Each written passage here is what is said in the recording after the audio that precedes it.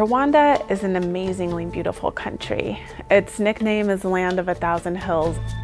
You can't talk about anything about Rwanda without talking about the genocide and kind of Rwanda's recovery from the genocide. The government there has really tried to put a stake in the ground in becoming this kind of technological hub of Africa. They're really kind of leaning into the idea of innovation and this kind of startup-y culture.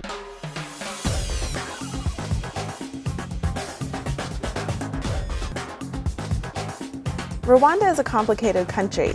Its president, Paul Kagame, has been accused of being a dictator, silencing the opposition, and violating human rights. On the other hand, he's also seen as a visionary in areas like rebuilding the economy and the healthcare system. In 1994, the genocide devastated the country. 1 million people killed. Also the infrastructure, the electricity, running water, buildings, everything was gone.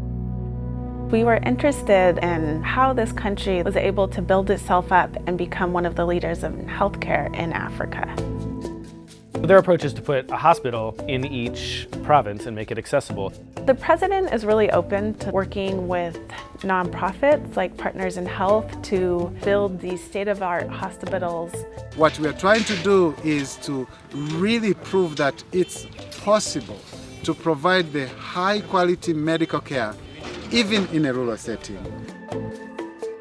Once they decide, okay, we're going to put this hospital here, the government is also kind of like supporting that with other pieces of infrastructure, such as they'll pave the road that goes there. And one of the provinces we were in, they're laying like a fiber network and just like running through fields, just propped up on sticks, kind of. And it's totally active. It's just they haven't buried it yet because the road isn't being paved.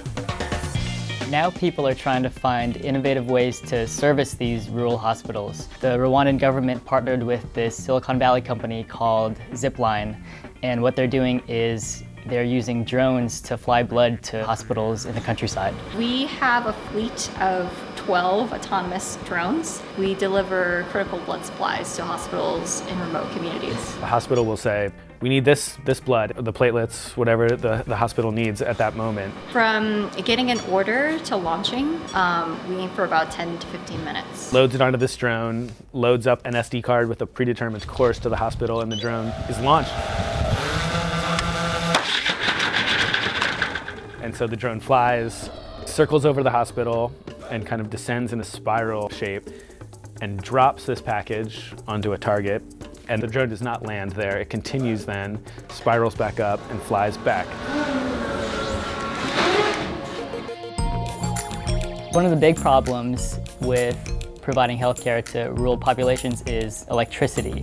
So one of the places we visited was this big solar electricity farm. When it was built, it was the largest solar farm in East Africa. There are 28,000 solar panels spread across this vast flat plain, which is unusual for Rwanda because it's such a mountainous, hilly country. A lot of other countries in Africa are looking to Rwanda as a leader for health because it's been so successful in lowering its rates of malaria, TB, maternal mortality, those kinds of things. It's a new way of thinking about where good hospitals and well-educated doctors can be located. Rwanda is so fast growing that a lot of people told us, come back to Kigali in 5 years, you won't recognize it. The rest of Africa is watching.